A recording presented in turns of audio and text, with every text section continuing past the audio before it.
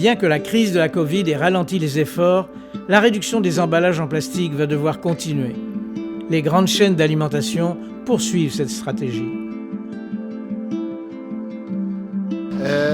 Dans le fond, l'alimentation Coop Rimouski a mis en place différents programmes pour réussir à diminuer l'emballage à peu près dans plusieurs départements, que ce soit principalement dans les fruits et légumes ou le service.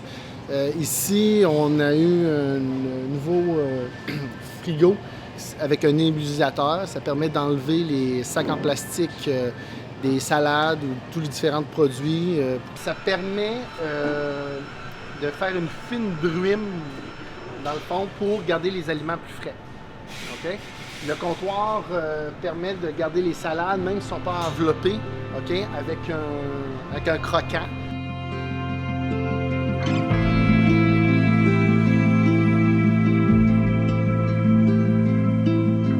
Bien, si on comprend que chaque petit pas est important, disons qu'on a commencé à travailler là-dessus, ça fait quand même longtemps. Là. On a tout le temps gardé des sacs en papier, par exemple. C'est pas toutes les épiceries qui ont des sacs en papier. Il y en a qui ont juste des sacs en plastique. Nous, on voulait offrir ça aux clients. Puis tranquillement, pas vite, on a diminué la possibilité d'avoir des petits sacs en plastique non utilisables dans les départements. Avant, on avait beaucoup plus de possibilités d'en prendre. Maintenant, on a changé la sorte pour que ce soit plus simple, moins de gaspillage. Puis, on a diminué la quantité de poteaux qu'on avait qui avaient des sacs pour mettre en place des sacs réutilisables en place des fruits et légumes. On va complètement éliminer les sacs aux caisses. Ça, c'est une mesure qui va commencer en janvier 2020. Fait qu'il n'y aura plus aucun sac en plastique, ça va être que des sacs en papier. Ça va diminuer quand même beaucoup. Puis je pense que l'impact d'amener les contenants, ce n'est qu'un début.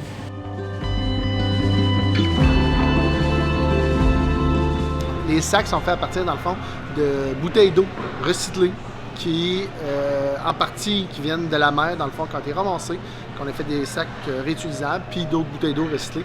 Ça fait que, dans le fond, on nettoie la planète en les fabriquant. Oui, bien, c'est une des actions faciles qu'on prend dans tous les pays du monde, de bannir les sacs en plastique. Mais il ne faut pas non plus démoniser le plastique à outrance. Quand on étudie le cycle de vie complet, c'est excellent là, de bannir le plastique dans les épiceries, des supermarchés, de bannir ces sacs-là. Mais la victoire n'est pas gagnée parce qu'on fait ça. Ce n'est qu'une étape. Puis quand on prend en compte l'ensemble du cycle de vie, de ces sacs-là, puis qu'on le compare, par exemple, à un sac en coton bio, bien, le sac en coton, il va falloir l'utiliser des milliers de fois pour qu'il soit avantageux au niveau de l'impact environnemental. Quand on prend en compte vraiment tout ce que ça prend au niveau de la culture, de la production du sac jusqu'à son utilisation puis la façon dont on en dispose, bien, ces coûts-là ne sont pas aussi évidents que tout est noir ou tout est blanc. Donc, le risque avec ça, c'est que quand on bannit les sacs de plastique puis on se dit, bon, bien voilà, on a fait ce qu'on avait à faire, bien, on risque de ne plus se pencher sur des questions qui sont très importantes, puis du plastique ou des impacts environnementaux qui sont encore là, malgré le fait qu'on a banni les sacs en plastique, il reste encore plein d'autres choses à faire. La victoire n'est pas encore dans la poche parce qu'on a banni ces sacs-là. C'est un bon premier pas. Je ne dis pas que je suis contre ça, c'est excellent.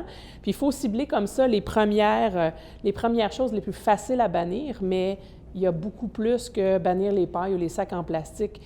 Souvent, la paille, c'est une bonne excuse pour revoir sa façon de faire, puis revoir son utilisation du plastique dans notre vie. Oui, c'est la chose la plus facile à bannir. C'est assez inutile, ça a une durée de vie de 10 minutes. Mais c'est pas en bannissant les pailles qu'on va changer le monde. C'est juste comme l'élément clé qui nous force à réfléchir à notre impact. On a mis en place aussi une possibilité pour les clients d'acheter les produits vrac, que ce soit dans les fruits et légumes. Et aussi, dans un des deux magasins, il y a du vrac sèche aussi. Ça fait permettre aussi, d'une certaine manière, de diminuer l'emballage, des emballages qui sont imposants. Les clients peuvent amener leur petit sac en tant que tel, leur contenant. C'est une autre méthode, une autre pratique qu'on met en place aussi. On a un recyclage aussi. Dans un des deux magasins, il y a même un compost. Ça fait que c'est aussi quelque chose qu'on permet de diminuer les déchets donne à l'environnement. Le client, ce qu'il peut choisir, il peut choisir tous les produits qui sont là présentement en application. Donc, si par exemple, il prend le pain brioché, qui présentement est à 60% de rabais, il revient à 1,60$ pour ses produits. Puis pour le produit qu'il choisit. Il reste... Dans le fond, l'application, c'est une application qui vient de commencer il y a quelques jours. Ça s'appelle Food Hero. C'est une application qui permet de diminuer, dans le fond, le gaspillage d'aliments. C'est simple, c'est quand, juste avant, par exemple, un produit arrive à date de péremption, nous, ici, on va le congeler, par exemple, une journée avant. Et on va permettre aux clients de l'acheter à rabais. Ça fait que, d'une certaine manière, ça permet de diminuer le gaspillage et en même temps, le client possède un bon rabais sur le produit qui est congelé, qui est encore très bon, qui est encore bon plusieurs mois. Et pour ce qui est frais, bien, on le met en enchère quelques jours avant la date. Ça fait que ça permet aussi de l'acheter à rabais, puis on diminue en même temps les produits qui vont au compacteur carton ou au compacteur déchets, excusez-moi. Le soir, avant la date de péremption, par exemple, si le matin, le produit passe date, le soir avant, le produit va être enlevé par des responsables et il va le congeler. Il va le congeler, il va le scanner dans l'application Food Hero pour que le lendemain matin, à 10h, les clients réussissent à l'acheter en rabais.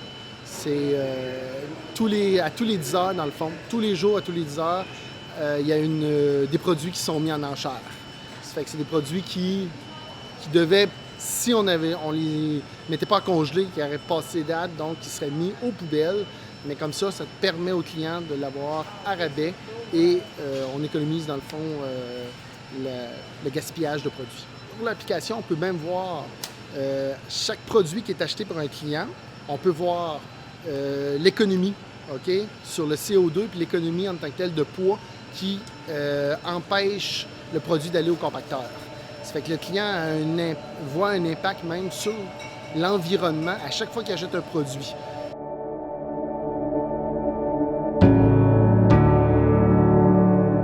Connaître c'est qui a fait pousser notre carotte, c'est qui a transformé la pâtisserie qu'on apporte pour se faire plaisir à la maison. Réussir à faire des sourires à des gens derrière notre masque, sourire avec les yeux, rencontrer nos voisins, avoir un sentiment de communauté malgré tout. Donc, on voit qu'autant pour la consommation d'aliments, pour un choix qui suit nos valeurs dans la manière dont on a envie de s'alimenter, mais aussi pour tout ce sentiment de communauté et de voir les gens, les marchés publics ont tout leur sens. Alors, je dirais que oui, un lieu de consommation locale avec plein de tendances, mais il y a de la place, là. On est capable de produire pour répondre à la demande des consommateurs. Il y a beaucoup de jeunesse qui a envie de se lancer dans des projets de petite agriculture à échelle humaine. Et c'est les marchés, dans ce contexte-là, c'est aussi un bel endroit pour se faire connaître. On voit des entreprises qui, à leur début, vont venir en marché public, se créer une clientèle, se faire connaître, aller chercher des gens qui vont après ça venir à la ferme, s'abonner à des paniers, qui vont ensuite prendre leur envol, des fois qui vont quitter le marché. Il y a un roulement d'entreprises auprès des marchés publics, c'est normal, mais ça reste, c'est un beau lieu de pouponnière justement à entreprises agricoles.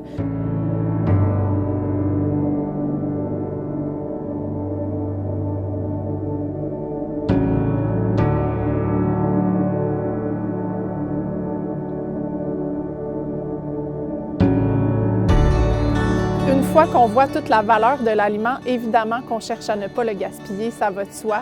On se rend compte de tout le travail qui est derrière ce qu'on met dans nos assiettes, ce qu'on a un peu perdu avec le temps. Là, on est dans une société où tout va vite, qu'on est habitué de tout avoir sous la main. On se pose plus ou moins la question d'où ça provient. Les marchés publics rendent ça possible. On rencontre la personne qui s'est mis les mains dans la terre pour faire pousser nos fruits, nos légumes. On peut lui demander comment ça va, comment la météo a un impact sur sa production, quelle production va bien cette année, est-ce qu'il y a la mouche dans les crucifères ou est-ce qu'on va réussir à avoir du chou-fleur cette année, est-ce que les patates vont bien, on va en avoir une belle diversité. C'est vraiment là, redonner des lettres de noblesse à ce qui nous alimente, ce qui nous nourrit et par le fait même, ça fait en sorte qu'on ne veut pas gaspiller ce qu'on achète au marché.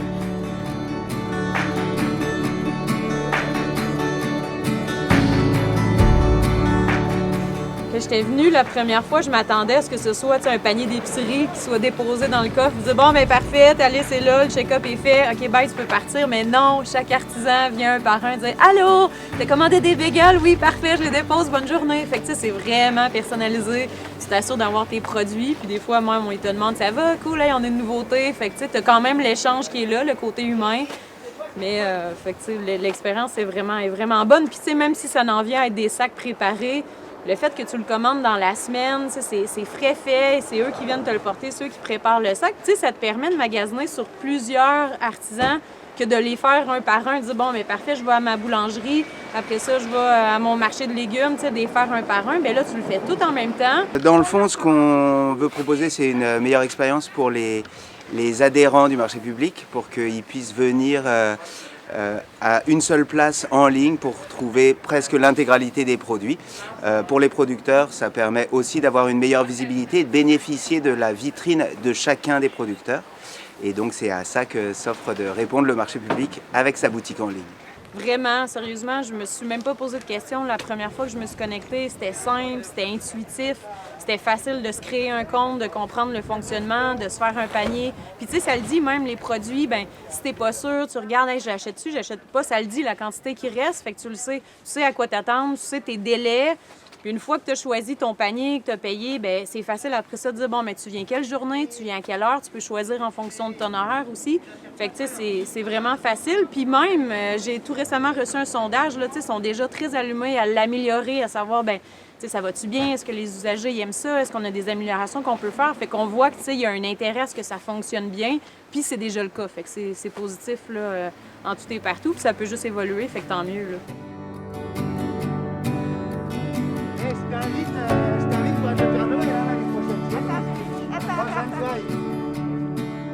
Puis ça amène aussi beaucoup là, un marché public entre producteurs et transformateurs. Ça amène aussi une synergie entre ceux qui transforment nos aliments. Tu sais, on a beau se dire, moi j'achète au marché, j'ai mon panier de légumes, je cuisine à la maison. Ça nous fait tous du bien d'avoir un plat déjà préparé, qu'on met au four puis qu'on se pose pas de questions. D'avoir un dessert que c'est pas nous qui avons cuisiné. Tu sais, les produits transformés, on essaie de les réduire dans notre assiette, mais c'est des cadeaux qu'on se fait à nous-mêmes. Et des transformateurs, on en a plusieurs en marché public, mais c'est des transformateurs qui vont avoir travaillé avec des intrants locaux, qui vont avoir fait des associations avec des producteurs du coin, leurs voisins de kiosques au marché,